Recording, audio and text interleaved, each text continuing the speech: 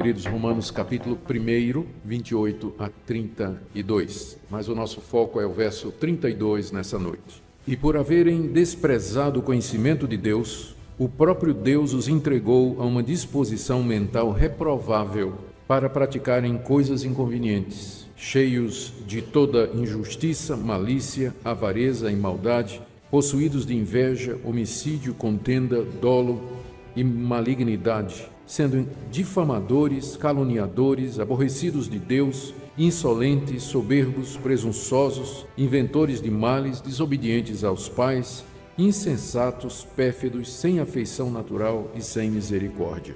Ora, conhecendo eles a sentença de Deus, de que são passíveis de morte os que tais coisas praticam, não somente as fazem, mas também aprovam os que assim procedem. O pagão, a pessoa que não tem a Bíblia como nós temos, ele tem um conhecimento intuitivo de que tem alguma coisa, há uma punição futura que está esperando quem pratica o mal. Você vai encontrar essa intuição, essa sensação de que tem alguma coisa errada e que um dia vai ter castigo. Você vai encontrar isso em todos os povos, nas tribos, nas nações. Não existe nenhum povo, por mais primitivo que seja, nenhuma cultura, por mais atrasada, distante, isolada, não alcançada que seja, onde não tenha essa sensação de culpa. Onde as pessoas, membros dessa cultura, elas imaginam, elas vivem debaixo da expectativa de que um dia virá um castigo pelas coisas erradas que elas fazem. É por isso que em todas essas culturas, povos, tribos e nações, tem religião. A palavra religião significa religação, vem do latim religare. Religião é o processo, o ato, é o ritual pelo qual o homem tenta se reconciliar, se religar a Deus. Exatamente porque ele tem essa consciência de que não está bem com Deus, tem alguma coisa errada. Por isso eles oferecem sacrifícios aos seus deuses que eles inventam, eles se machucam, se autolaceram, se mortificam, tentam fazer determinadas coisas para apaziguar os deuses ou de alguma forma pagar a culpa que eles sentem que eles têm e que um dia haverá de trazer o castigo divino sobre eles. Há um exemplo aqui interessante na Bíblia dessa sensação de culpa. Está no livro de Atos. Aqui no livro de Atos, capítulo 28, nós encontramos o relato do apóstolo Paulo, do naufrágio do navio em que o apóstolo Paulo estava a caminho de Roma. E o navio passou por uma grande tempestade, afundou, mas eles conseguiram escapar e chegaram numa ilha chamada Malta. Essa era uma ilha, diz aí o capítulo 28, que era habitada por bárbaros. Veja o que diz o verso 2. Os bárbaros nos trataram com singular humanidade. Então, era uma ilha habitada por um povo primitivo, que não tinha contato com o evangelho, não tinha contato com os judeus, nunca ouviu falar de Deus, não tinha nenhuma noção dos 10 mandamentos como nós os conhecemos hoje. Mas veja o que aconteceu. Eles receberam o apóstolo Paulo e os demais tripulantes do navio e de noite, por causa do frio, fizeram uma fogueira, ao ar livre, para todo mundo se aquecer. Aí Paulo resolveu ajudar e Paulo foi pegar uma lenha lá. Quando Paulo foi no mato pegar a lenha, o que aconteceu? Uma cobra, uma víbora, pegou na mão de Paulo, mordeu Paulo na mão. Olha a reação dos bárbaros aqui no verso 4. Quando os bárbaros viram a víbora pendendo da mão de Paulo, disseram uns aos outros: certamente esse homem é assassino, porque, salvo do mar, a justiça não deixa viver. Eles eram pagãos, mas eles tinham essa consciência. Na hora que eles viram a cobra pegando, eles disseram a justiça, que eles não sabem o nome, que eles não conheciam Deus, mas eles tinham consciência de que há uma justiça. A justiça está atrás desse homem. Primeiro, mandou a tempestade, ele não morreu. Agora mandou a cobra. Ele tem que ser um assassino, porque a justiça está atrás dele. Então, esses pagãos, eles tinham essa noção de que há uma lei, há um poder superior que julga o que é errado e que executa a sentença. Então, essa consciência, ela está em todo lugar. E é esse ponto que serve de contato para pregar o evangelho. Ou seja, para você anunciar um evangelho para um não descrente, você não precisa de argumentos elaborados sobre ciência, evolução, refutação do ateísmo e tudo mais, porque você já tem um ponto de contato. Aquela pessoa com quem você está falando, ela sabe lá dentro que ela está errada.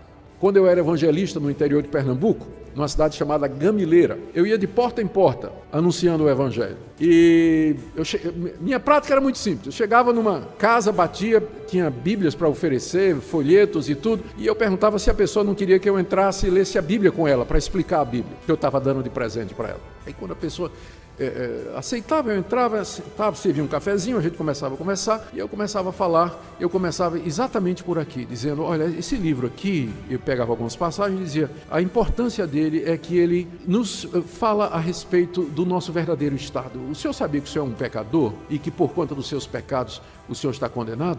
A pessoa dizia, não, eu sei que sou um pecador, mas eu não sou tão ruim assim. Meu vizinho aqui, o senhor precisa conhecer meu vizinho. Chega bebo em casa, é uma bagunça, não é? Então, não tem gente pior do que eu. Aí eu geralmente abria lá em Êxodo 20 os 10 mandamentos e dizia, vamos fazer uma coisa, vamos ler aqui os 10 mandamentos? E quando a gente estiver lendo, vamos ver se no final, quantos o senhor quebrou? E começava a ler, lendo conforme Jesus nos ensinou a ler, não é? Não adulterarás significa não somente ir para a cama com quem não é meu cônjuge, mas eu querer isso na minha cabeça. Começamos a ler. Chegava no 5º mandamento, 6º, já notava a queda do semblante. Alguma coisa lá dentro na consciência dele estava dizendo, isso aí é verdade, você sabe disso. Lá dentro na consciência, a vozinha dizia, esse rapaz está dizendo a verdade. E não foram poucos, né, que depois disso eles se abriam para dizer, mas então o que é que eu faço? E aí chegava o Evangelho. Então, o fundo do poço, que é isso, as pessoas pecam contra a consciência, elas pecam sabendo, elas encorajam outros e vão cada vez mais fundo no pecado, é exatamente a nossa oportunidade, é o ponto de contato, que nós podemos chegar para elas e dizer, sabe essa culpa, essa angústia, esse vazio, essa solidão que você não consegue preencher com nada, sabe de onde vem? É exatamente da lei de Deus gravada no coração e a consciência que você tem de que um dia esse Deus haverá de trazer você a julgamento por tudo que você faz. E eu queria dizer a você que há perdão nessa noite, ou nesse dia, nessa ocasião. Eu quero lhe trazer o Evangelho de Jesus Cristo, pelo qual Deus perdoa pecadores como você e como eu. Uma porta de contato. Já é um caminho, uma ponte que você constrói com o mundo pagão.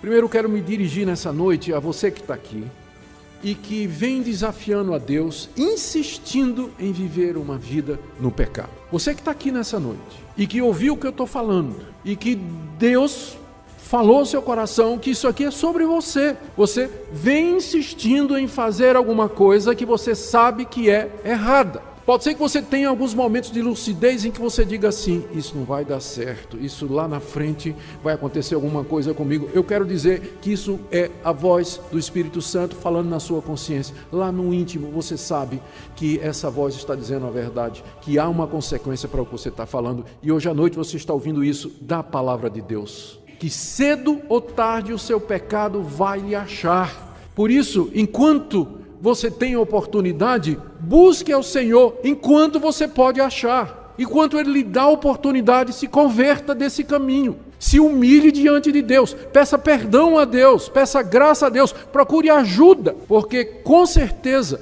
não imagine que você pode continuar pecando e o resultado vai ser bom. Não vai. Há uma sentença de morte passada pelo Todo-Poderoso, pelo Altíssimo, sobre os que praticam tais coisas. E você não vai fugir dele. Talvez aqui hoje à noite haja também pessoas que têm sentido, têm essa convicção de pecado, a consciência de que está debaixo do juízo de Deus e no fundo do seu coração você gostaria de se reconciliar com Deus. A boa nova do Evangelho é exatamente essa, que Deus está disposto a perdoar pecadores que o desafiaram, que se rebelaram contra Ele, que incentivam outros. Esse Deus é tão amoroso e misericordioso e compassível que Ele está pronto a perdoar você e esquecer todas as suas iniquidades e tratar você como se você nunca tivesse cometido essas coisas. E é nesse sentido que Ele mandou Jesus Cristo, seu Filho, morrer na cruz do Calvário. E ali Ele sofreu a penalidade da rebelião, da rejeição, da teimosia.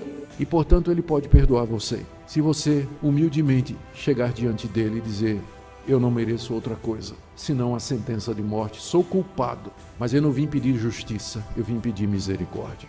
Eu não vim pedir justiça a você, Deus, ao Senhor, mas eu vim pedir misericórdia para com esse pecador. E por último, uma palavra aqui para você que está tentando evangelizar os amigos, familiares, colegas de trabalho, outros que estão aqui na frente missionária evangelizando povos. Tenham ânimo, a mensagem de vocês soa verdadeira no ouvido deles, lá no coração que vocês estão dizendo, eles sabem que é certo, eles sufocam, eles não querem admitir, eles lutam, eles vêm com teorias, tentam justificar, mas saiba pela Bíblia que lá no fundo eles conhecem a sentença de Deus. E o que você está dizendo, lá dentro a vozinha concordando, ele está dizendo a verdade. Cala a boca. Ele vai dizer isso, né?